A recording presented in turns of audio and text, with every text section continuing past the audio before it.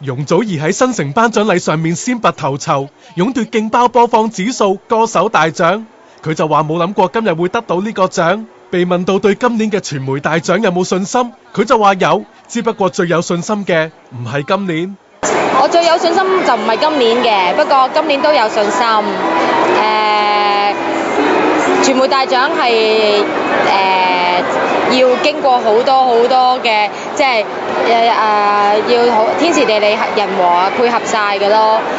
咁不過老實講，我自己覺得今年都對自己有交代啦，係啦，咁就今日嗰個獎我都冇諗過，同埋嗰個播放率亦都係喎，真係傻咗，係啊！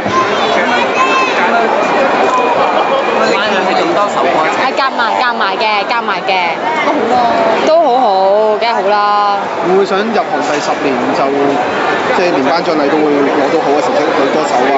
咁呢啲咪叫做錦上添花咯，係咯，同埋圓滿咯。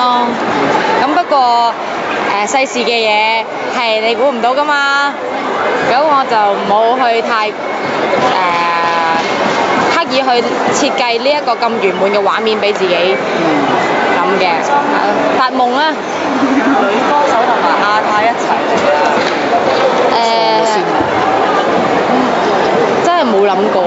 真係冇諗過啊！係咩？你創先可有攞，王菲一定有攞過。同時間兩個一齊攞獎，係咩？女仔嘅時候男嘅試過，唔係啩？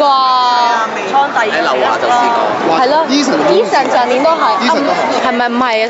前年係，前年係啊。女仔未真係啊！我諗都唔會有㗎啦。諗唔會有。唔好咁諗啦，唔係因為其實實在呢個機會都唔大啊！你哋唔好咁樣開咗張支票俾我空歡喜一場。有壓力。係啊。